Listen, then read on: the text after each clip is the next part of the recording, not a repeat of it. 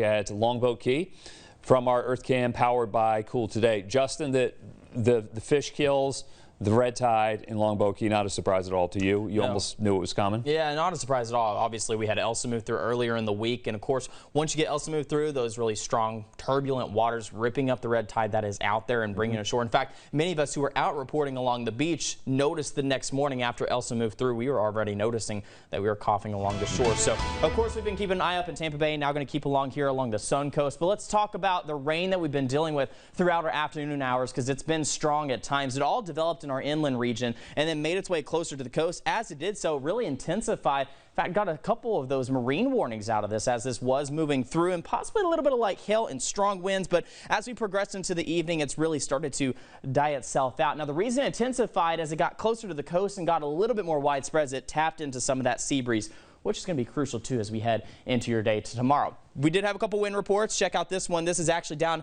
in Port Charlotte, where we saw wind speeds up to 54 miles per hour. So very strong winds with that as it did move through. Luckily, I think at the point we're at this evening, I think we're pretty not going to see any of those strongest storms at this point now on. Just seeing a light, steady rain here across the region, maybe a little bit of a mist across the coast as we go into our evening hours. So if you're heading out to the coast for dinner, you may want an umbrella. It's going to be a light mist. No reason for a umbrella for the heavy rain, because not going to see heavy rain. It's more so just going to be a little mist, maybe more so just a rain jacket will do well for the evening hours. Otherwise, as we take a look though at those flood warnings, still a major issue as we're continuing to deal with these showers across the region. Here's a look at all those warnings that are still in place. A Little Manatee River over towards 301 still into place. Maca River at the State Park in place until further notice as well. Now, Horse Creek near Arcadia at State Road 72 and Peace River at Arcadia at State Road 70 all still under those flood warnings. Now, Little Manatee River, that should go down late tonight, and then of course we're still watching down towards Northport and southeastern Sarasota County, where we've had a lot of homes near water. But at least that water's starting to recede a little bit, but these showers definitely not helping.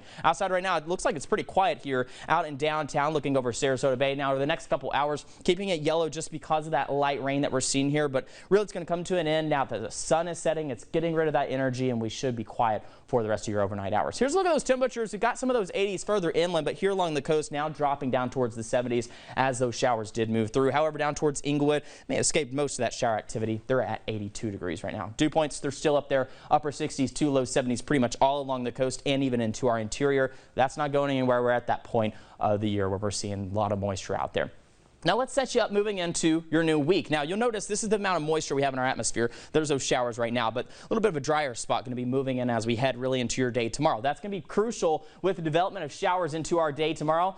In fact, it's going to take late afternoon into the evening before we see some moisture return. So here's how it plays out for you. We're dry in the morning hours because the atmosphere just has the moisture for it. Now you'll notice going into the afternoon though, we don't get the development as much into our interior, more so over towards Fort Pierce. But as we go into the evening, it actually develops here along the coast.